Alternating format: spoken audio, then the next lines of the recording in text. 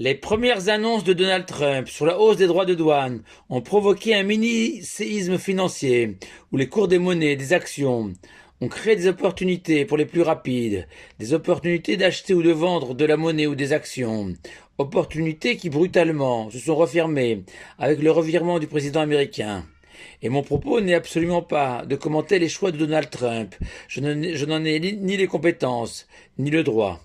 Mais en cette veille de Pessah 2025, cet épisode économique m'inspire la réflexion suivante, que dans la vie, il faut savoir saisir la chance quand elle se présente, en comprenant que cette chance est limitée dans le temps, et que c'est tout le message de la fête de Pessah et des deux soirs du Seder, où la matzah, ce pain qui n'a pas eu le temps de gonfler, de fermenter, va régner en impératrice, à la fois pendant les 8 jours de la fête, mais surtout lors des deux Sédarim, où il sera obligatoire d'en manger à 3 reprises. Cette matzah que l'on mange, comme nous le savons depuis toujours, en souvenir de ces pâtes des enfants d'Israël, emportées à la hâte par nos ancêtres, sans leur laisser le temps de gonfler lors de leur sortie d'Égypte au petit matin. Et on pourrait s'interroger sur cette précipitation des enfants d'Israël à prendre la route, surtout pour un voyage aussi lointain, qui plus est dans le désert, sans possibilité de se ravitailler en chemin, avec des matzot comme seule nourriture. L'ennemi égyptien venait d'être terrassé par la mort de tous ses premiers-nés, et impossible d'imaginer qu'en retardant leur départ d'1 ou 2 heures, le temps de laisser la pâte gonfler et ainsi disposer de véritables pains, les Égyptiens auraient changé d'avis et se seraient opposés à leur libération. La réponse nous est fournie par la vie, où chaque jour qui s'offre à nous est une ressource unique,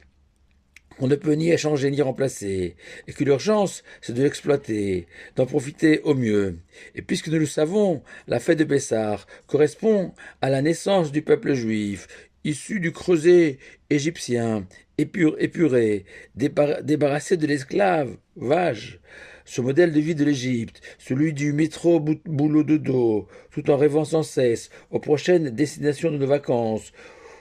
ou se projetant uniquement dans nos futures sorties nocturnes. Pessar vient nous rappeler cette idée si basique que même si la vie peut paraître longue, mais en pratique, elle est semblable à un TGV, comme le dit si joliment un poète que j'apprécie tant, Lamartine. On voudrait s'arrêter à la page que l'on aime, et la page où l'on meurt est déjà sous nos doigts. Mais attention, dès les premiers mots de la Haggadah, ce récit libérateur, nous rappelons qu'il n'y a pas d'âge pour se réveiller, se libérer, saisir notre chance d'être juif, de vivre une existence passionnante où chaque jour est un nouveau défi, celui d'être soi-même. La preuve, c'est que cette nuit-là, nous rappellerons que des sages, aussi vénérables, aussi âgés que Rabbi Akiva, Rabbi Tarfon notamment, étaient attablés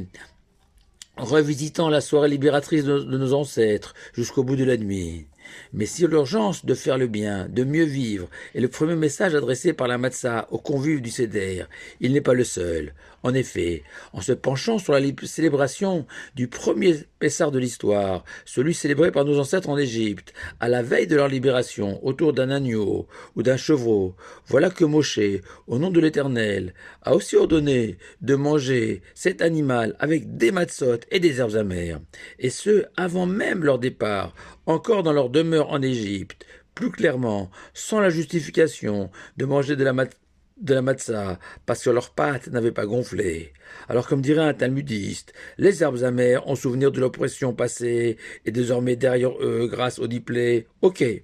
L'agneau, comme l'expression d'une rupture des liens avec l'idéal égyptien incarné par cet agneau. Ok. Mais la matzah, pourquoi?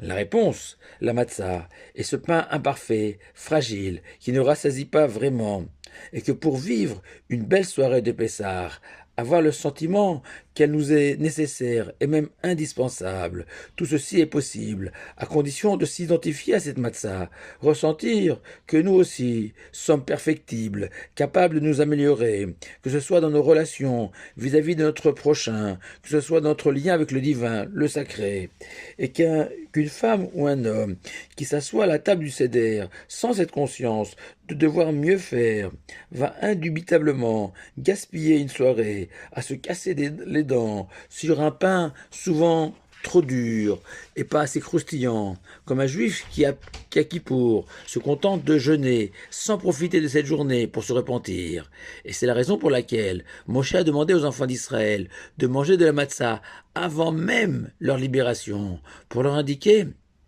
que la libération, la liberté,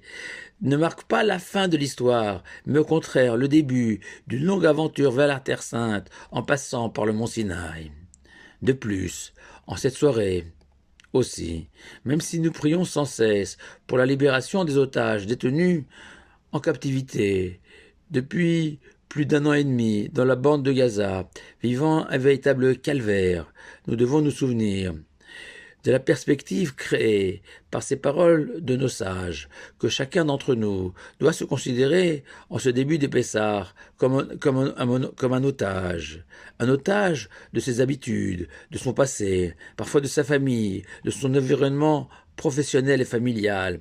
et que notre devoir sera de nous libérer, sans l'aide de forces armées, de médiateurs, mais uniquement grâce à cette matzah, qui symbolise aussi le pain de la foi en Dieu, celle de nos ancêtres, convaincus qu'il existait une terre promise, qu'ils n'avaient jamais vue, où coulait le lait et le miel, et que pour la rejoindre,